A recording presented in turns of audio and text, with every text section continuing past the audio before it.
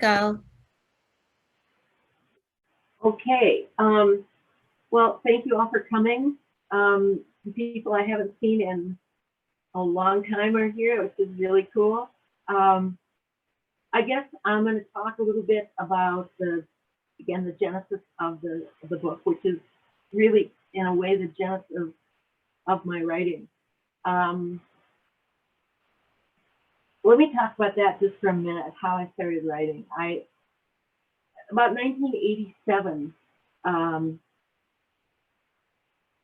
I knew that I'd always wanted to write. I think that there are lots of people who love to read who secretly harbor that desire to write. I didn't think I'd ever get published, but I knew that if I got to the end of my life and I didn't, that I would have a huge regret. So I wrote about, I don't know, 200 pages, and at that point I realized it was total dreck and that I had no idea where I was going, and I was completely unfocused. I didn't know how to construct a story. And so I spent a winter reading. Um, One of the reasons that I decided that I wanted to write a mystery is that a woman in Minneapolis had written a book called Shattered Moon. Her name was Kate Green, and she was a poet, very well-known poet in the state. And the book Shattered Moon got not only a lot of attention in the state, but nationally. And I remember reading that book and thinking, wow, if I could write anything nearly that good, I would be so pleased. So that was the first thing that sort of started pointing me towards mystery. The other thing was I had read uh, Catherine Forrest's book. Catherine Forrest was one of the first,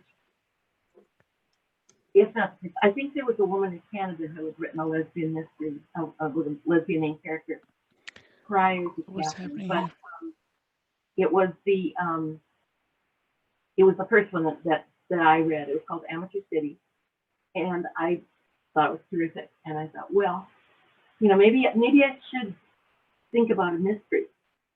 What happened right around that time was, I don't know if any of you remember the Take Back the Night March. It was a march that happened all over the country, different places, and it was essentially women getting together, doing a march, usually in the downtown area or a major area. And the point was that we wanted to be able to feel safe walking the streets at night. The first year I went, the second year I was, my partner and I, the second year we were marshals. And so I was far more involved in it that year. And it also happened that year I was working at a sorority at the University of Minnesota. And I saw one of the young women who was at the sorority, lived at the sorority that year at the march. And she was wearing a lavender armband, which designated her as a lesbian. And I knew she was out at the sorority house. So I thought about that in conjunction with my reading of mysteries. I've always loved mysteries, always. I've always read mysteries. And so in a way, it felt really good to start thinking about writing mystery, and that felt like a mystery. Seeing her, then seeing her back at the sorority. I don't know how much about sororities you know, but they're very, at least back in the 80s, were very heterosexual areas. I mean, they were societies. It was all built on, one sorority getting together with a fraternity and doing this or that. It was a lot of goings on at night, and I think a lot of fun probably for the girls who were there. But I knew this girl had to feel a little bit alienated from some of that. And so I began to think about that as the genesis of the story for Hallowed Murder. And knowing that, I wrote those first 200 pages, which were pathetic. I put it away, and I spent the following winter reading P.D. James. I don't know if you know who P.D. James is, but she's a British writer. Okay. I write nothing like P.D. James, but I was so taken by her writing. Actually, the first book I read, which is The Case for Murder, she was doing something stylistically that I didn't like. And so I put off reading it and put it off and put it off. And finally, I thought, well, I'm going to read this and I'm going to take it apart and I'm going to look at the way she structured it. I'm going to try and, I taught mystery writing for like 17 years. And I did intuitively what I told my students to do, which is to go and take apart books. There are lots of ways of doing that, of essentially trying to get rid of the leaves so that you could see the trees. I did that with P.D. James. I read virtually everything she had written that winter, studied how she created characters, how she inserted clues, how she motivated her characters, what she did with setting, what she did with everything, the structure, the pace, the plot, all those things, looking at that. And at the end of that time, I had not only had a better idea of how to structure a novel, I had a better idea of what I wanted to write. And so I started writing. Again, I had my summers off because I was working at a sorority. I used the next summer to rough out Hell and Murder, and I was able to do that in a summer. I was absolutely, I don't know that you're ever as passionate about writing as you are in those first throes of writing. You really want it. You want to create something, and it's fascinating. It fascinated me. And I guess by the end of that summer, I dropped the book out. I knew then that the chances of it being published were pretty slim. And so I went and I got a copy of the Writer's Market. And at the time, there just was one huge, very thick Writer's Market. Now they have Mystery Writer's Market and Romance Writer's Market and all of that. But at the time, I went through it. I figured out the format, because it's really important. You do these things professionally. The format for the book.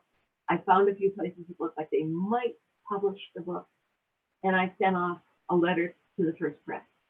I ended up sending it off to a couple of different presses, and amazingly enough, Field Press, which is a small press in Seattle, said they'd like to publish it. And I was floored. I honestly couldn't believe it. To back up a little bit, after reading P.D. James's mysteries, I read the book Murder in the Collective by Barbara Wilson. And I guess it penetrated for me that I didn't necessarily have to write myself, my life, my kind of life, I guess, out of the novel. But I also realized that if I wrote the main character as a lesbian, that probably was going to mean it wasn't going to get published.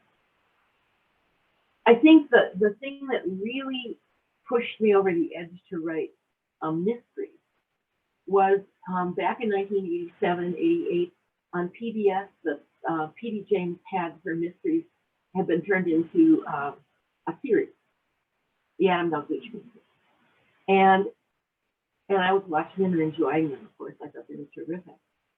But in this one series, after each episode, they would interview her, and they interviewed her for just a few minutes.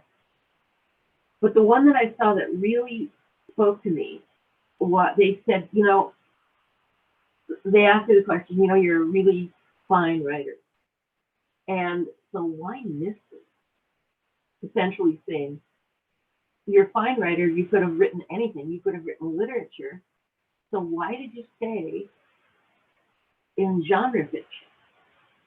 And she said, well, I had the same attitude that you had when I started, to the interviewer.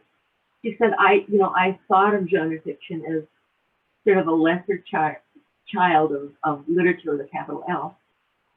And, but she said, I thought, well, I'll write a mystery. It'll be easy. It'll teach me how to construct a novel, and then I'll move on to the real thing. She said, I never moved on because I realized very quickly that what I wanted to write anything I wanted to write about, I could write about within the context of a mystery novel. It made it quite a bit easier to get published because mystery novels have always been like a perennial second bestseller across the board in novels. And she said that she was very drawn to, she said she wrote within the moral universe. And she said mysteries are set squarely within the moral universe. And she said that allowed me to write what I wanted to write. And I thought, wow. I mean, my degree is in theology. So moral issues have always been very important to me, as have ideas. Ideas, I think, rule the world. And that inspired me. That made me think, yeah, it's going to be a mystery. And so I had the book by the end of the following summer, and it was published. And I thought, wow, that was incredible. It was amazing. And then my press asked me if I was going to write another mystery. And honestly, I knew nothing about publishing, absolutely nothing. But I thought, well, all right, I can try writing another mystery. So I wrote a second mystery, and I sent it off to Phil Press, and they wrote back and they didn't like it, and they told me what they didn't like about it, and I thought, okay, well, I'll write another one. So I wrote a third mystery, and I sent it to them, and they didn't like it.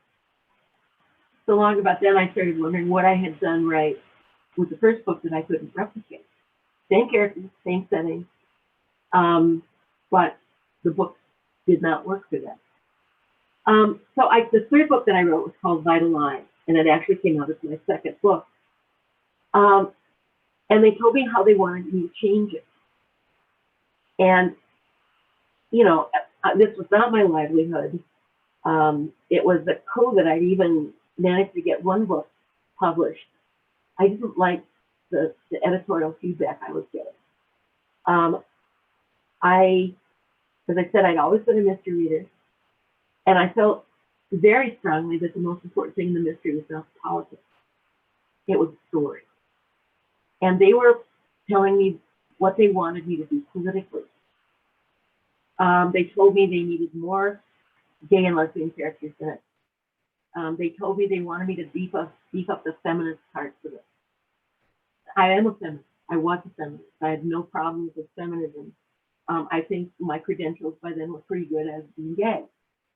But I also knew that the flaws in the book had nothing to do with the politics and had nothing to do with a lack of feminist content. It was the story that was lacking. And Excuse me, I'm sorry, Ellen. This sounds like a good time to stick in a question. The question is from Nancy, and she says, Ellen, I completely forgot I read many of your books in the early days of lesbian fiction. Rereading today, wow. What changes have you seen in the genre, and how did you change yourself? Well, there have been huge changes in the genre. I mean, and ebb and flow.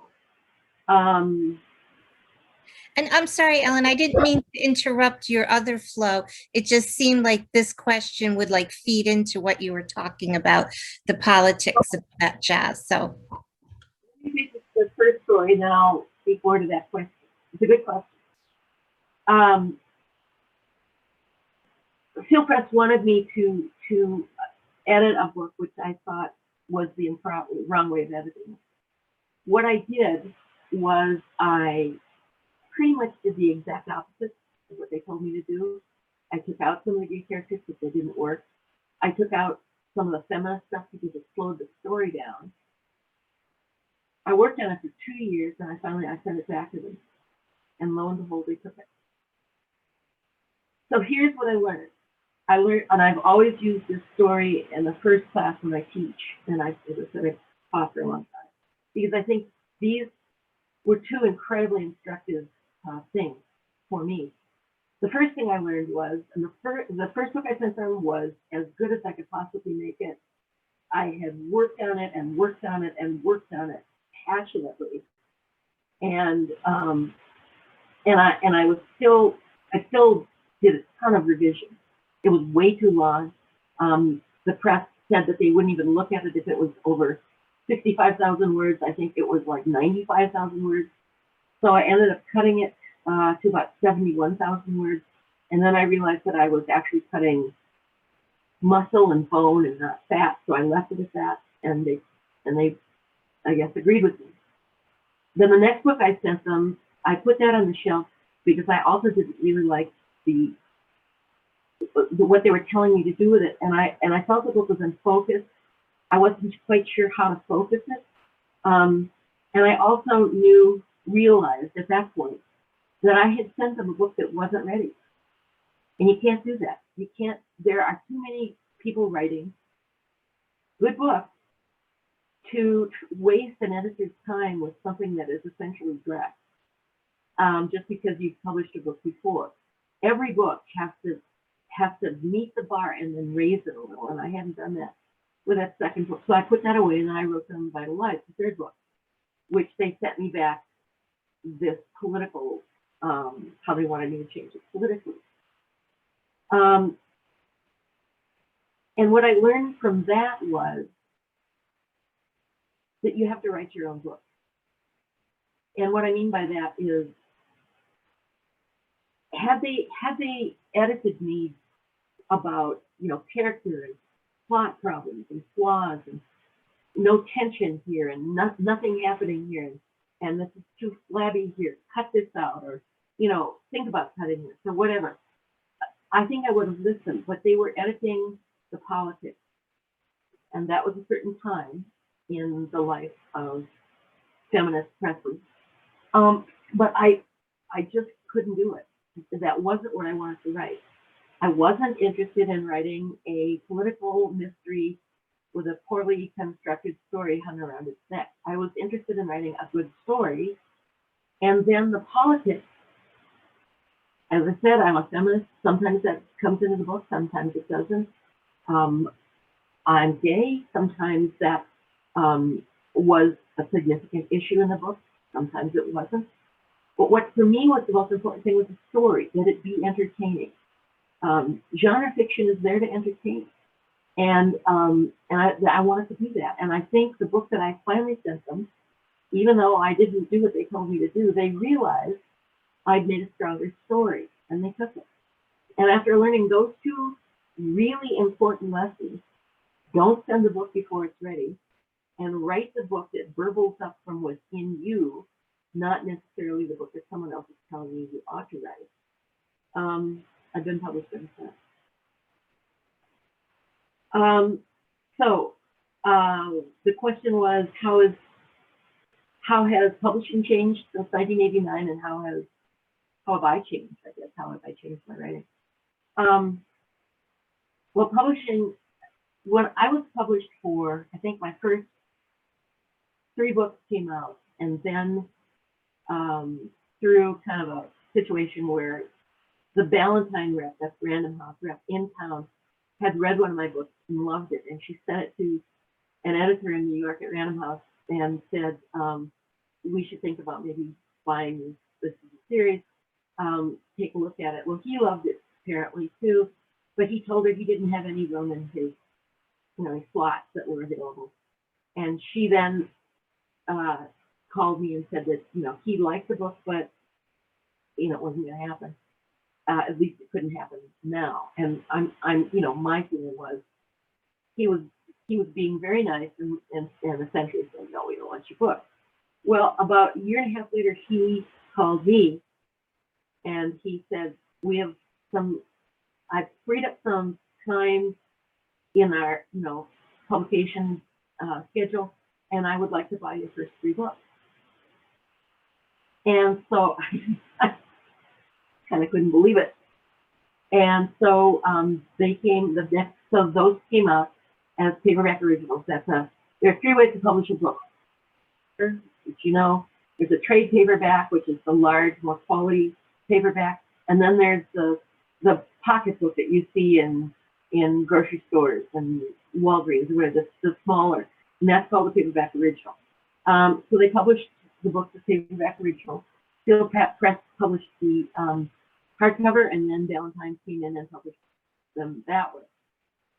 After a couple years of that, Ballantine decided, well, it wasn't Ballantine, Random House, it was a lot of the presses in New York decided that gay and lesbian mysteries were the new coming thing. They were cool and they were going to make money. You know, at this time, a lot of the presses in New York were being bought by companies that weren't book companies. They were more media companies. They did movies and that kind of thing. And they were looking for these big profits. Books have never made big profits unless they're Stephen King or, you know, the majority of mid-list writers don't make huge profits for publishers. And so these media types were pushing editors to look for the next big thing. And a lot of the editors decided that it was the gay and lesbian mysteries were the next big thing. So, Ellen, I have a question. I think this might tie in. You were saying how some of the businesses felt that gay and lesbian literature was going to be hot and make money. So I was a little surprised that you didn't get any pushback about publishing, about your first book, about having Jane be a lesbian. You didn't have any pushback from publishers that you sent your book to? I sent it to two publishers, and they're both feminist lesbian publishers. Ah, okay. Oh, I was just going to say, how did you arrive at your two characters? I've only read the first book so far, but it seems like there's Jane and then Cordelia is like her buddy, her sidekick. How did you settle on a restaurant owner and the theater manager? Do you have any background in either of those, or in restaurant business or theater business? Yeah. Okay, well, yes. I spent most of my young life as a chef, and ended up at a sorority, cooking to the sorority. I did huge banquets. I did a lot, which I love. And so I had the restaurant background. I also love theater. My best friend, who Cordelia is based on, was a theater major at the University of Minnesota. And she was this very broad, funny character. And Cordelia is not 100% my friend, but she is very much like her and based on her. And so I used to do signings in town when she would show up at the signing, and I would notice people looking over at the door going, you know, did Cordelia just walk in? so she was, she's based on my friend. The structure of having a main character and then a sidekick is pretty traditional mystery trope.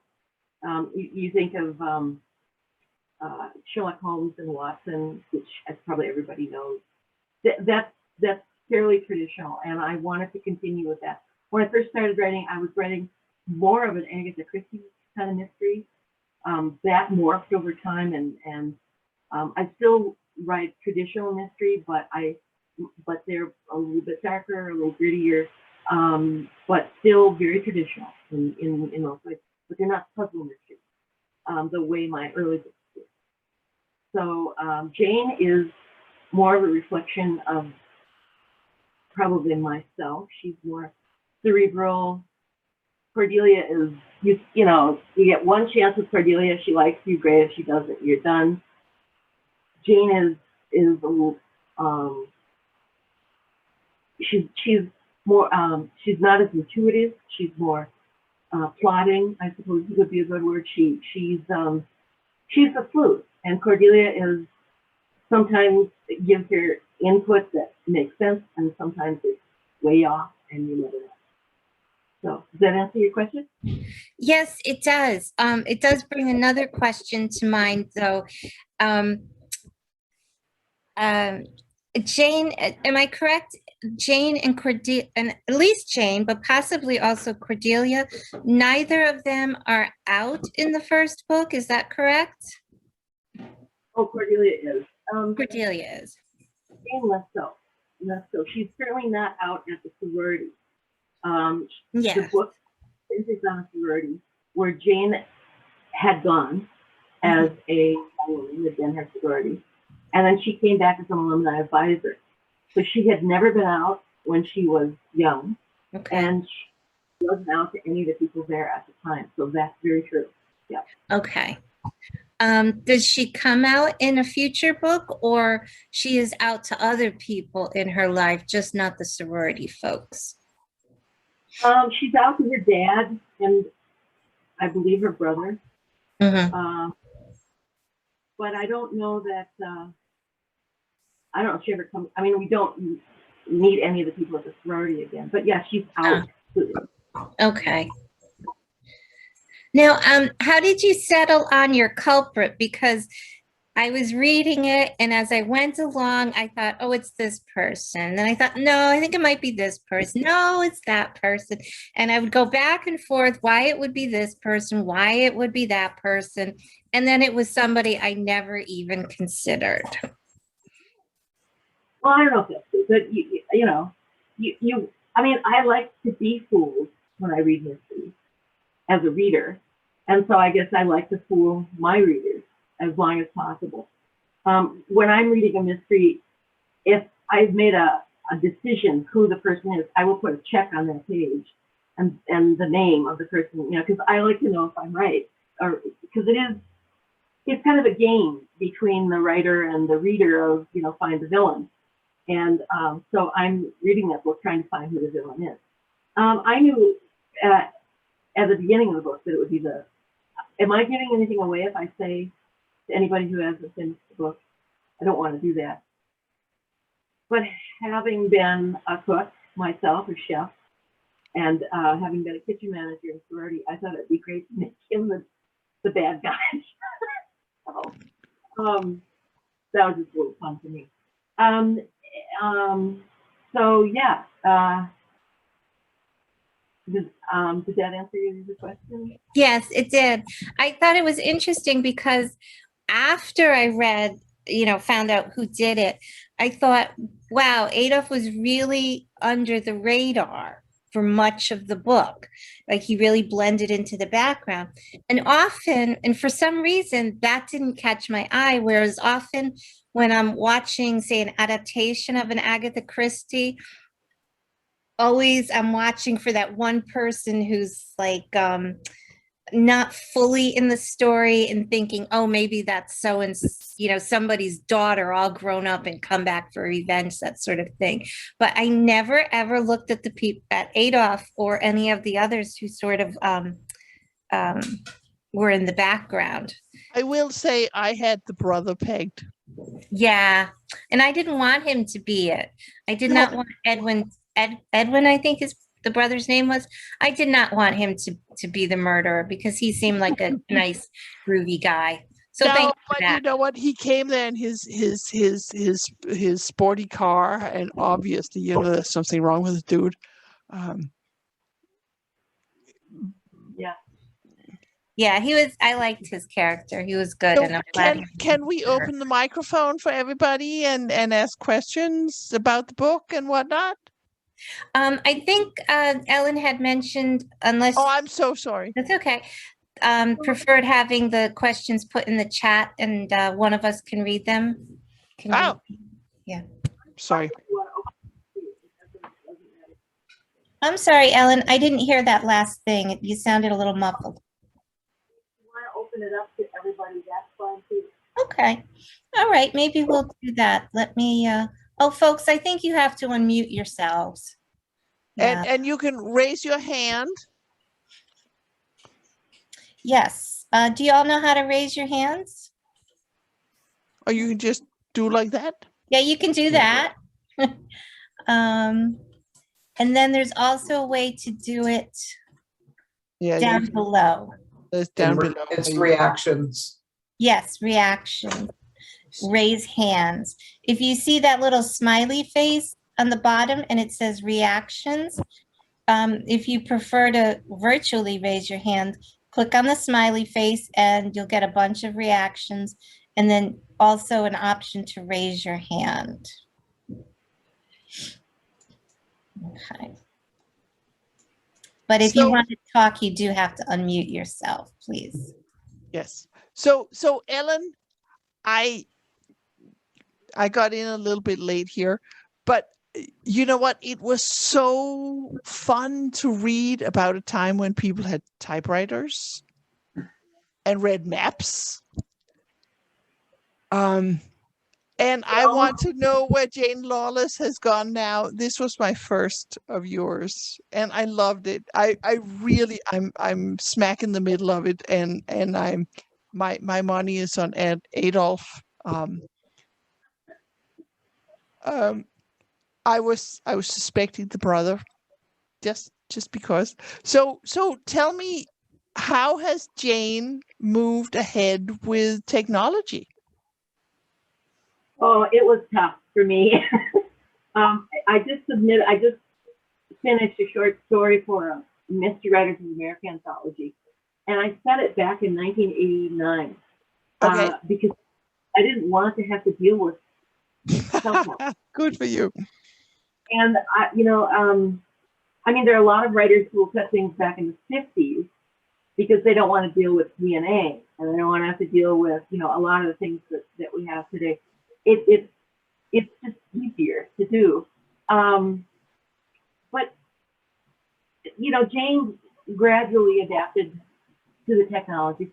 The books are really a history in the sense that, they are so old, 30 some years ago, and the technology has changed enormously. And eventually I remember, giving her a cell phone and telling her she had to use it. And so, and that changes things.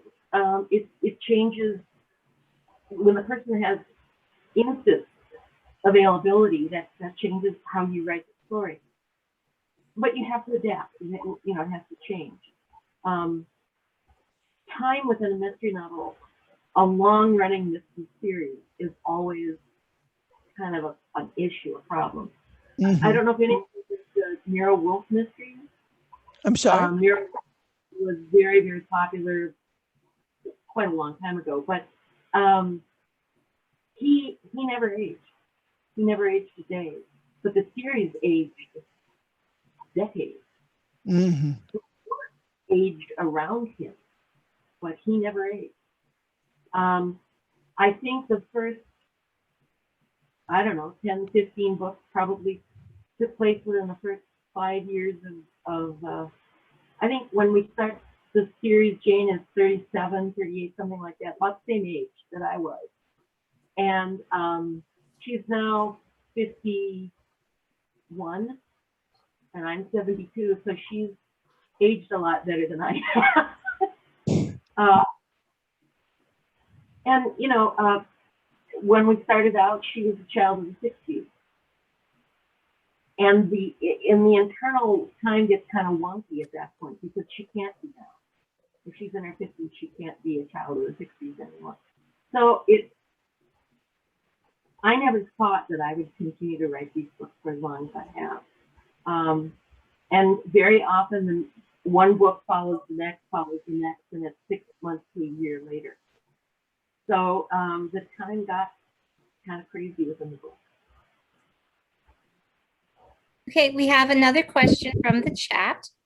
Hi, Ellen. How would you describe some of your biggest joys and challenges as a writer when you started versus now? Oh boy, biggest joy was just,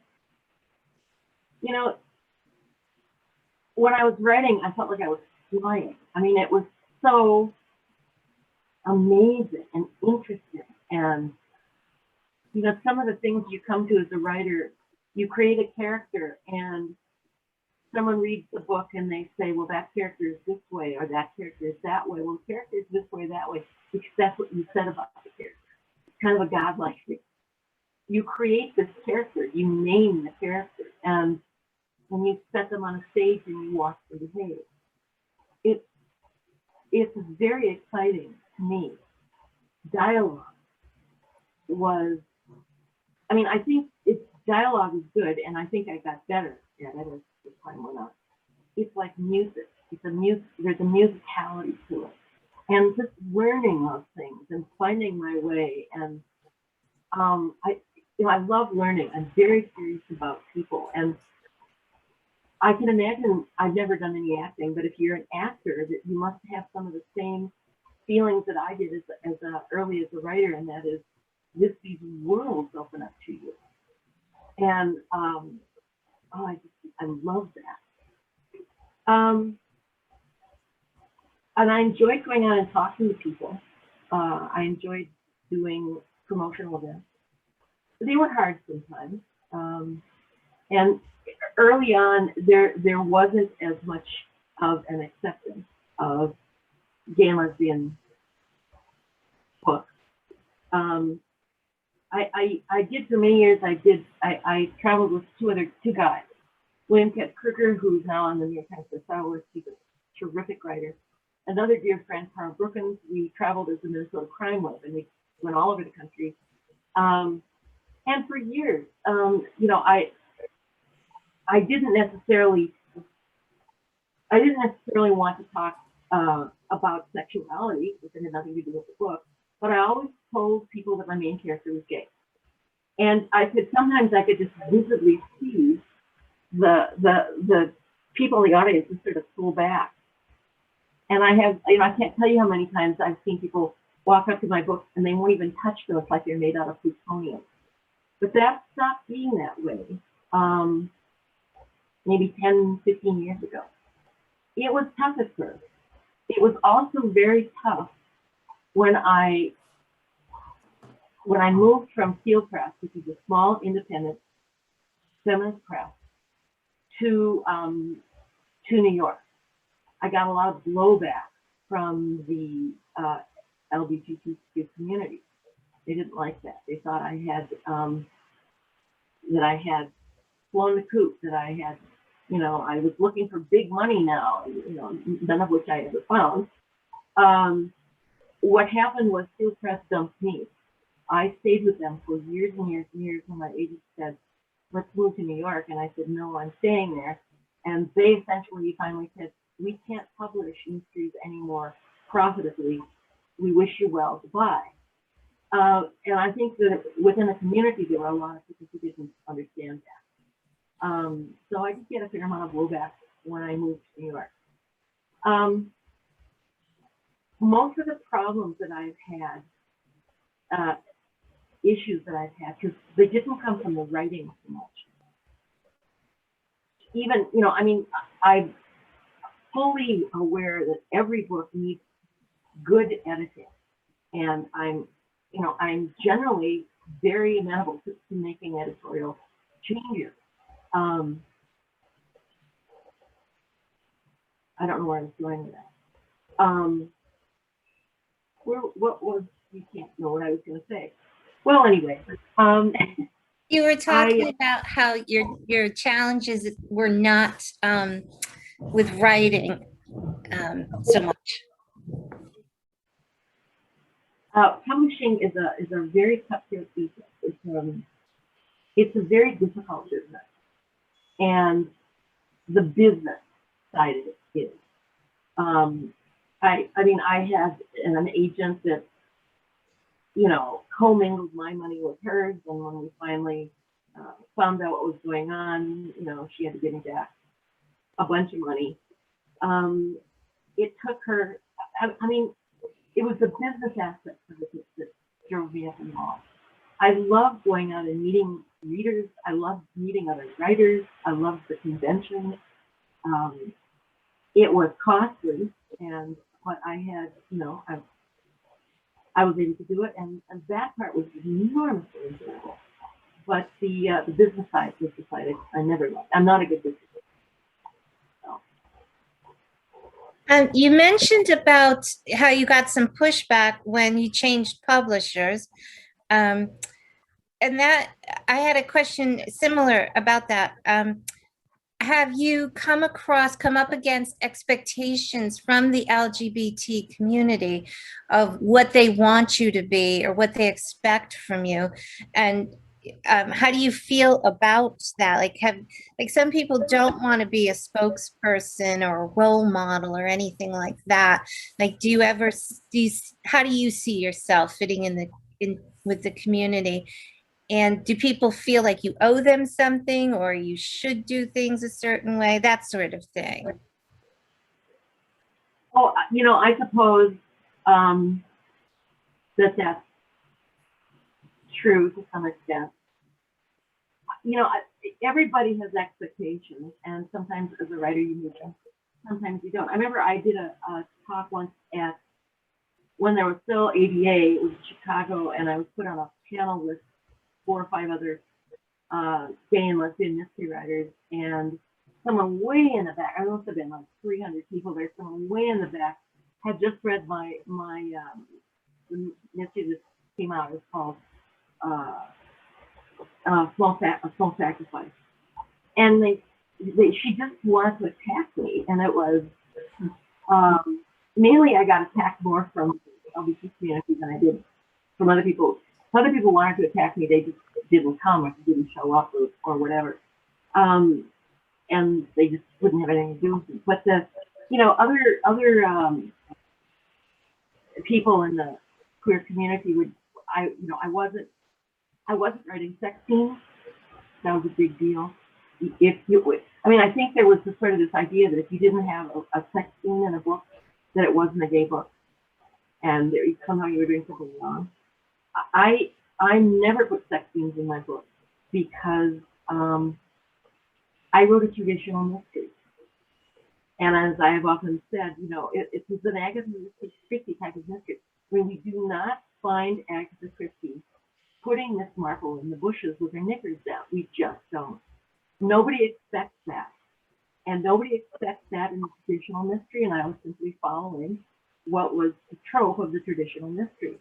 And I wasn't going to be pushed into writing something that I didn't want to write by anybody, either side. And I honestly have got more blowback from the feminist lesbian side than I ever did from the straight community. People say, well, you had to really, you must have really had to knuckle under to be published by a mainstream press. Well, I didn't. They took the books I sent them, and I was talked out of doing stupid things with a character, but not out of an idea or a feminist idea or whatever. I wasn't. When I was at the ABA meeting, this woman got up in the back of the audience and she said, you have Jane and Cordelia go to this small town. And I said, yeah. And they said, well, if I went to a small town in Wisconsin, the first thing I'd do is I'd go somewhere and I'd want to know if there was a gay bookstore or a lesbian bar. And she was really angry that I didn't have my character do that. And the only thing I could say was, well, when I go to a small town, the first thing I ask is where the good restaurants. So, you have to write your book. You can't please, and you're not going to please everybody. I know that. And I'm sorry if the fact that I didn't write sex scenes turned some people off. But it made sense in the context of what I was writing, and that was what I wanted to write. I didn't want to write sex scenes. All right. So I think that the community in it has pretty much gotten off that down, which I think is healthy. Here's a question. We'd like to talk about religion because it's a big theme in Hallowed Grounds. You have several characters who are religious and religious adjacent. So how and why did you incorporate that into your story? Again, it's my own life. I I went to a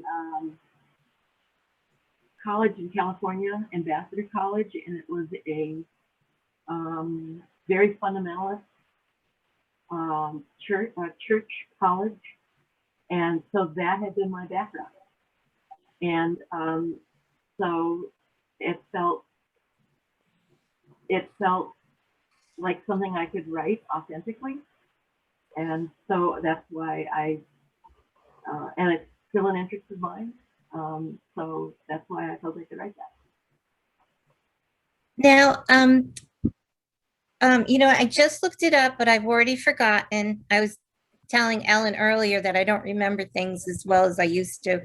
How many Jane Lawless books are we up to?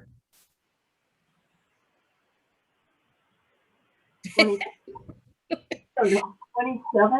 See, if you're not even sure, I don't feel bad. All right. Can I jump in for a sec? Sure. Okay. You're from Minnesota. You were out in California in a fundamentalist Christian place. How the heck did that happen? Well, when I was in high school, my brother got involved with this religious, I think you could very easily call it a cult, called the Worldwide Church of God. And he brought the literature home, and my mother started reading it, and I started reading it, and we both started attending the local church. My father wanted nothing to do with it. And then when it was time for me to go to college, I wanted to go to the college. There were 3 colleges. There was one in Pasadena, one in Texas, and one in England. And I wanted to go to the one in Pasadena. So that's how I ended up there. And I graduated from that college, and I worked there for a number of years after I graduated. And it was during that period that I started reading quite widely. I can tell you if you're interested in what I was reading. And I started seeing some things at the church that I just simply could not agree with anymore. And so I left the church. And so then I moved back to Minnesota. I actually did the flowers and played music for my partner's wedding at the church. And she then, a number of years later, divorced her husband. And I mean, we've been best friends in college. So I fell in love with her. And so we've been together now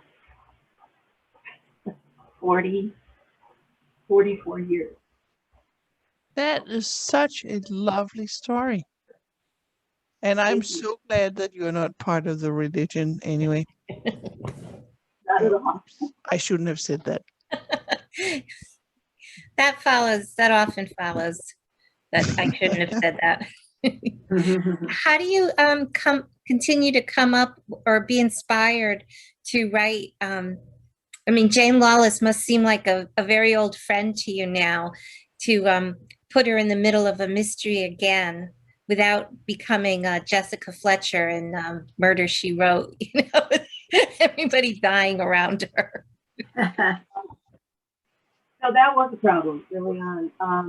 And a lot of writers solve the problem by being married to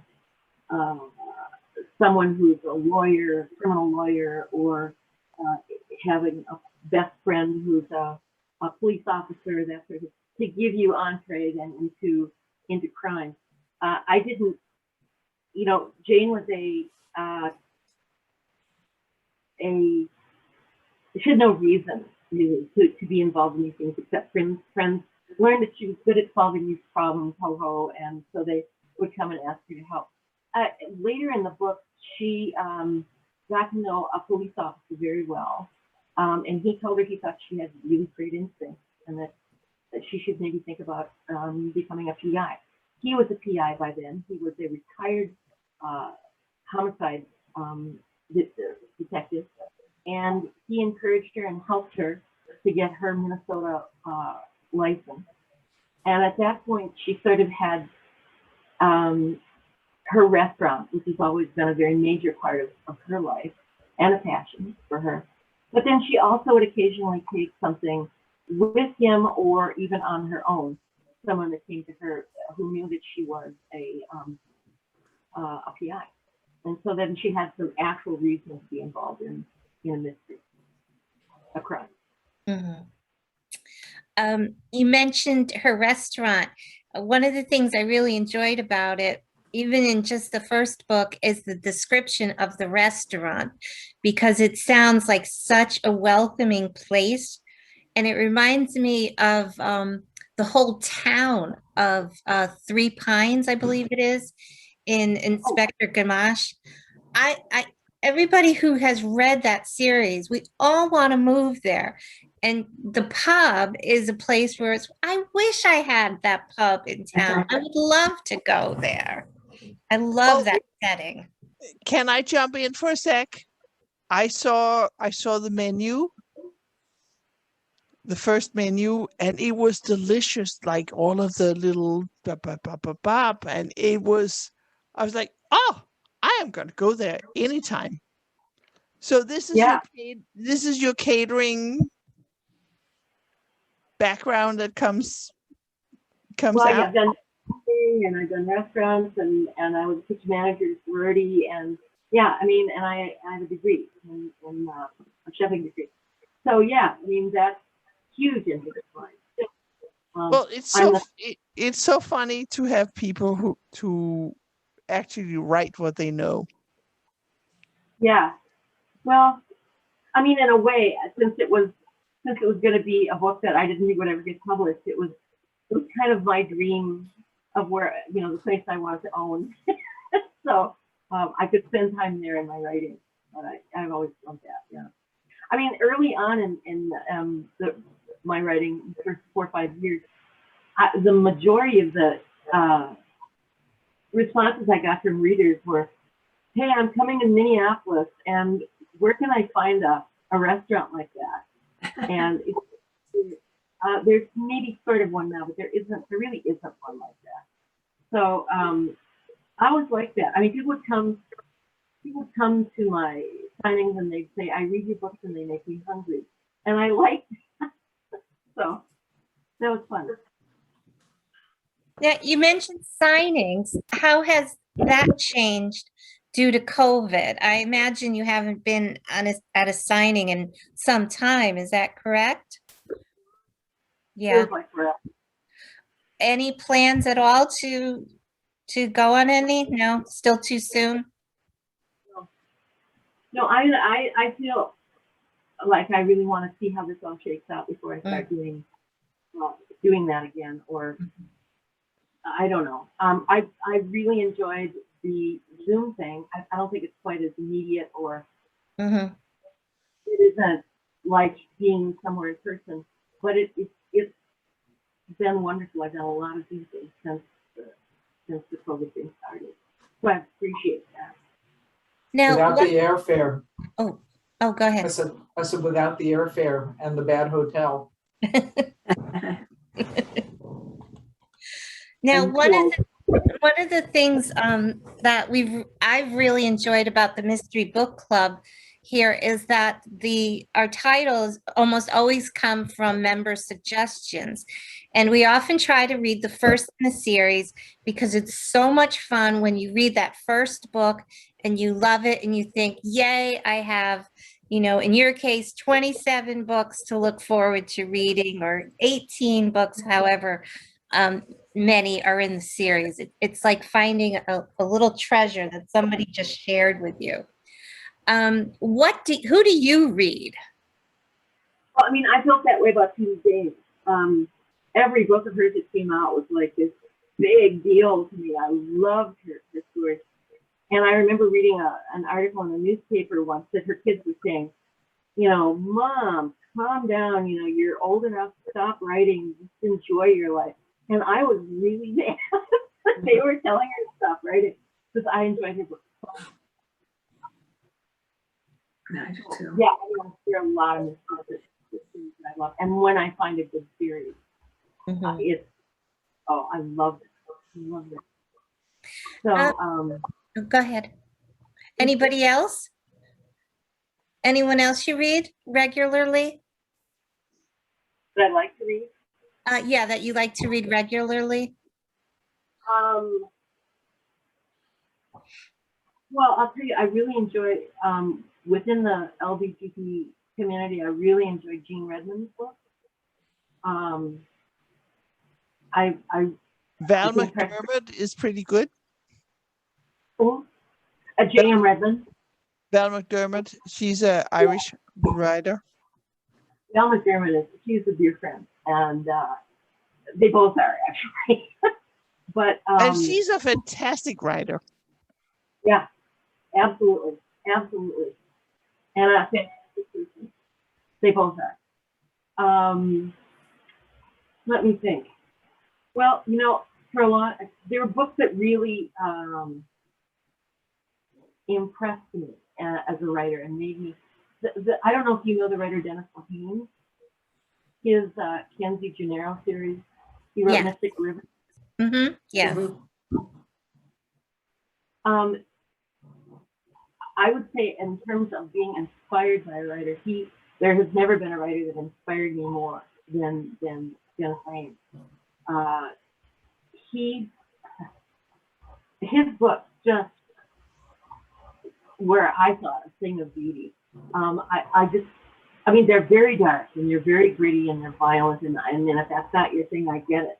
And it isn't the kind of thing I normally would read a lot of either, but his writing is so incredibly strong and beautiful. I mean, I just loved him as a writer. When I first started out, let me tell you a little story. There were a lot of writers I knew when he first started. I've been published for a number of years, and his first book came out. And his second book came out, and I started hearing about him. I'd go to bookstores in various parts of the country, and they'd say, "Oh, have you read Dennis Lehane?" No, I haven't. So, and some of the friends that I had, the male friends that I had who were writers, they said, "Oh, he is overrated. He is homophobic. He's an asshole. You know, you won't like it. Just don't even try." So I didn't. I believed my friends. I thought, okay, he's a pumped up asshole. I won't like him. And then I was at a conference in Omaha where he was the main speaker, and it was for the breakfast brunch thing. I remember I walked into the room and I was going to sit somewhere in the audience, and someone who was on the organizing committee said, "No, sit at the head table." And I said, "No, I'm not going to sit at the head table. No, we want you to sit at the head table." And so I said, "Oh, all right." So I sat down, and this guy came in and sat down next to me, and then everybody came in and sat down. Turns out it was Dennis Lehane. And this comes under the heading of, 15, 20 minutes I wish I had back in my life. So I sat there and talked to him, thinking that he was, an idiot. But I liked him so much. And we ended up, I don't know why he didn't like the person on the other side of him. We ended up talking through almost the entire breakfast. And we talked about dogs, and we talked about, his dog and my dog. We had a really nice time, really great conversation. I didn't talk about books at all. And then he was interviewed. And what he said in that interview just really moved me. I mean, he wasn't the least bit homophobic. And what he said about writing just was so compelling. And I remember thinking, okay, well, I'm going to go home and I'm going to read him. And I went home and I read everyone, ripped right through them. And then I read them all again. I thought they were phenomenal. And then I was at a conference in Austin, Texas, and he came in. I went to go hear him speak. He came into the room with this bunch of notes that he had in his hand, and he walked up and he said, "I just finished this short story and I want to read it to you." So he read it to them. phenomenal. It's called, the short story is called Running Out of Dogs. Great short story. And he just finished it, and he was talking about it. And I just remember coming out of that room and thinking, I've never been so inspired by a writer. He made me want to dig deeper. He made me want to really swing for the fences in a way that I never had in a book before. He inspired me. And so I guess of all the people in my life in terms of writers who have had an effect on my own writing, it would be Dennis Lehane. I don't write like Dennis Lehane, but I just find him a very inspiring. When he talks about writing, I find him very inspiring. Now, you're a teacher also, yourself.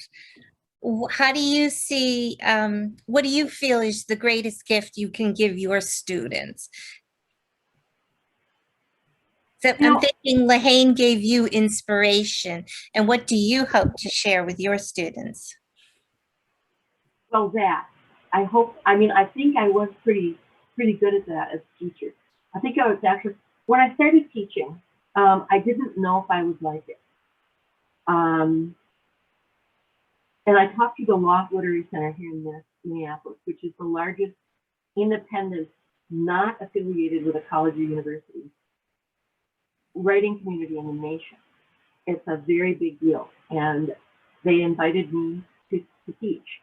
And I thought, okay, I taught McAllister in the U of M and some of these other things too. But in a consistent way, I taught for a very long time at the Loft. And I remember the first time teaching, there was this guy who came in and he sat across from me and he slumped down on his feet and pushed his legs out and just kind of stared at me. And, I usually went around the room because I wanted people to, introduce themselves. Well, he was a poet. And I don't know what he was doing in a mystery writing class, but he was in a mystery writing class. He never came back, but he sat there and stared at me the whole time. And I thought, I don't know if I'm going to like this. But, over time, I felt I had quite a bit to give to my students because most of the people who taught at the Loft were not published writers. They were teachers. They were struggling to be published writers, or they had published something in a chapbook or whatever. But I was a very well published writer. I not only found that when someone asked me a question, I could answer it. And it wasn't that I had thought about it consciously, but when they asked me something, it was something that I had done, that I had worked on, and that I had figured out. I was able to then explain some aspect of writing. It helped me I think teaching helped me become a better writer because I was doing things, sort of intuitively that I then started to have to think about, how do I do this to explain it? And yeah, I wanted to give people a safe space where they weren't going to get attacked by the other writers in the room. I never allowed that. We had very strong. A lot of what I taught was workshopping. First hour and a half was workshopping, and I was very clear about what I would allow and what I wouldn't allow in terms of feedback. So I wanted to provide them with the students with safe space, and I also wanted to encourage them.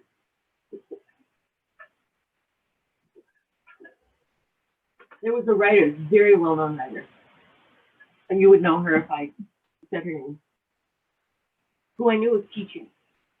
And I knew that the students came out of her classes feeling absolutely bruised, beaten up. Like, why on earth are they even trying? And I thought, that's no good. I was not put here on earth to turn someone off. When I was first writing, and I didn't have a clue what I was doing, I wrote a first chapter, and I had a friend who was a published writer. She was a poet. And she said, I have a friend who's a writer, and I'll bring him over, and would you like him to read it? And I said, I was frightened of that, but I said, yes, I would. And so he came over and sat on the couch and read this chapter. And when he was done, he looked up at me and he said, you can write. And I lived on that for years. And if he had turned me off, if he had said, well, I don't know, you could change this and this, he was just very positive. And that helped me. And I wanted to provide that to my students too. So not just this is what you need to change, this is what you need to think about, this is how this would be better, think about maybe this or that, but also this was really good, this worked, and giving a young writer encouragement, that I guess is what I really want to do. Oh, that's lovely. That's a lovely story. It sounds like you had a very brief conversation with him, but it made such an impact on you, and it was so uplifting. Now, are there any plans to film any of your books? And would you be into that? And if so, who would you like to play your characters? Oh boy. Well, yeah, I mean, yes, there was a time when a screenplay was written of, I can't remember which book, and it was shopped around a little bit, and it was optioned and then shopped around, and there were a couple of not terribly well-known people that signed on the ones that were very interested in it. But of all the writers that I have known in my life are a ton of writers who have had work options. One got something for TV, and it was just a pilot, and then nothing was done with it. One of my dearest friends had his book optioned, and had one of the major screenwriters in the business, an Englishman, wrote a screenplay for the book, and it's trying to attach them. I mean, it is so hard to get anything. COVID has probably created more problems, but it is so hard to get something done as far as a movie goes. There aren't many mysteries that are done as movies. Mysteries tend to be more TV kinds of things. Thrillers tend to get made into movies. So yeah, I mean, I would love that. I think it would be really fun. I mean, there was Sarah Paretsky. One of her books was optioned, or I think maybe her character was, and they made it into a movie with Kathleen Turner. Yeah. Yeah. And then Sue Grafton, who had worked in Hollywood, determined very early on that she would never let anybody in Hollywood touch her book. Period. The end. Because in her opinion, they just ruined them. But I've heard Sarah Paretsky talk about what it felt like to have her character destroyed in a movie, and people came up to her and said, "Gosh, how does that feel to have your character, so badly?" I mean, it was so bad, that movie was so bad. And she said, "Yeah, but you know what? My books are still on the shelf over there, and they're good. And I got a big payday, and it was, she had fun, and that was the end of that." It's just there's a really wonderful book written about Hollywood that I read many years ago. It's called Hello, We Lied. That's the title. What it's like to try and get something. I had another friend who had a book that went all the way up to the top of, I can't remember which studio it was, and it got on the guy's desk, and he decided that day that they'd done too many downers, and he wanted to do comedy. It's just crazy. And so I have never held my breath for having a movie made, or even TV for that matter. Mm-hmm. I think mysteries do lend themselves better to series, and finding a good series to enjoy is almost as good as finding that first book in the series. And then you have all those episodes to look forward to. Yeah, it's the production values in England are so much better than I think than the production values in Hollywood. And people like P.D. James and Val McDermott mentioned a few minutes ago. Some of the mysteries that have been developed out based on their books are just wonderful, I think. Yeah, I agree. One of my favorites is the Agatha Christie's with the actress named Joan Hickson, who I think, yeah, she's great. She played a minor character decades before she played Miss Marple, and Agatha Christie was still alive at that earlier show, and she actually asked Joan Hickson, "When you are older, will you please play Miss Marple?" And she's my favorite, Miss Marple, if anyone's interested in that. And Jeremy Brett is my home, Sherlock Holmes. Mm-hmm. Yep. Although I had my doubts about Benedict Cumberbatch's, well, not just his, but that whole concept, but I think it works and I enjoy it very much too. Does anyone have any other questions for Ellen?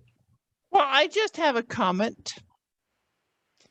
I love that there's just, I'm Danish. You may have heard this from my accent.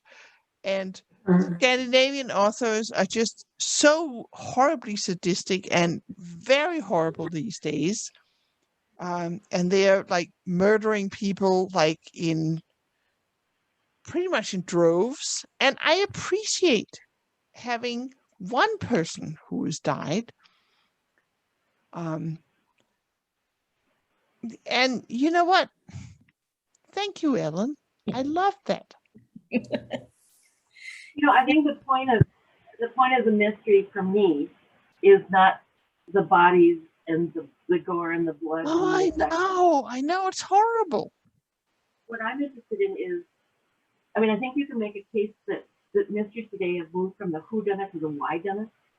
I'm interested in the character, and when in a mystery, the characters you put in any mystery as a writer, you have to cast this net of suspicion over everybody. You can't do it equally, but you can, you want your reader to think, oh, could they be? But the point for me of the book is why? Why? I know. Who is sociopath or psychopathic or, there is a reason. And I think even the really, really bad people, they do things for reasons that aren't necessarily bad. You can commit horrible bad acts for reasons that you have convinced yourself are entirely reasonable, and yet they're not. And that, to me, that is what makes getting involved in those characters, the characters of books, that's what, to me, is interesting. So. Well, and you know what? Hey, you're doing a great job.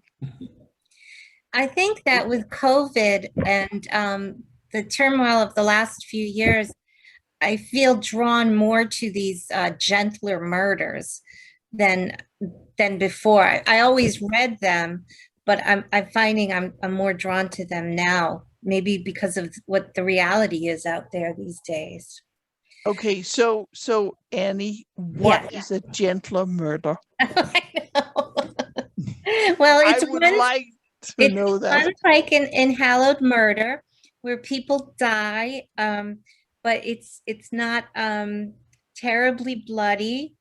It's not described in excruciating detail. They just show up, like Allison was just found, like many a murder victim in Midsummer Murders, by somebody out walking their dog. Yeah. Well, and this is of course where Ellen was talking about she loved P.D. James, Mhm, because they are not, her mysteries are just not terribly bloody. mhm. And you're always thinking, well, Right. they deserved it anyway. Allison did not deserve it anyway. No, no. But good story, and really, I mean, this was your first. And when did you write this?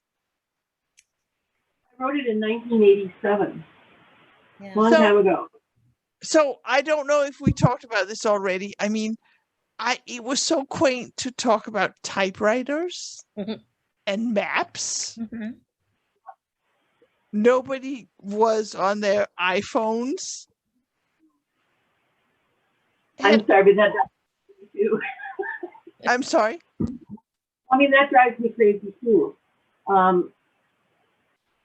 I don't, I know we're all people of the screen today, and we all look at our screens a lot, and we're tethered to our phones. But boy, I'll tell you, if I were going to write a series, mystery series today, a new series, I would set it at a time without cell phone, an earlier time, just because I'm sick of it.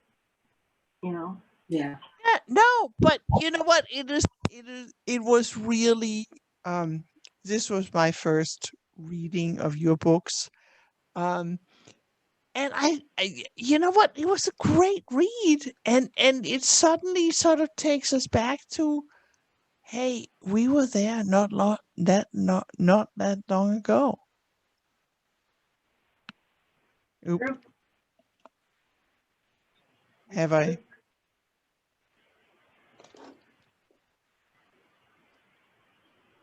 There are a couple comments in the chat, thanking you for your time, Ellen, and your inspiration. Also, Jenny is a lifelong fan of yours and Jane's. She's read every book and she looks forward to it next time. And also thanks you for your time. I just want to do a quick housekeeping. Our book for next month is changed from what it was scheduled to be. We're going to read A Cold Day for Murder. It's the first in the Kate Shugak. I'm not sure if I'm saying these names right. The Kate Shugak novel in the series by Dana Stabenow, and that's another name I'm not sure if I'm saying right. And Stabenow is fine. Stabenow. And we're changing for a great reason. We were going to read a Tony Hillerman and then an Anne Hillerman, but Anne Hillerman will be joining us later in the year, in December. She'll be joining us virtually, just as Ellen did tonight. So we're going to read her books close, the Hillerman books, closer to her visit in December. So if you'd like to join us for any of our futures, the same link where you signed up before is great. I think that's it. Any last words, Alan? I do want to say that when you first talked about writing that first book, and what you all the work that went into it, and I think you said one summer you roughed out the book, and I thought, boy, you are popping the illusions of all these people, myself included, who have often wondered, gee, do you just sit down and let the muse hit you and the words flow out of you? It sounds like an awful lot of work. No. Well, and thank you so much for being here tonight. I mean, this was fun. Yes. Yeah. Thank you for inviting me. Oh, we have one new message. Thank you, Ellen. It was delightful hearing your stories. And that was from Melody, and I think we can all say that. Yes. Thank you. Thank you, everyone, for coming, and the recording will be up in a few days on our YouTube channel. Thank you so much, Alan. Thank you. Have a good evening, everyone. Thank you. Bye.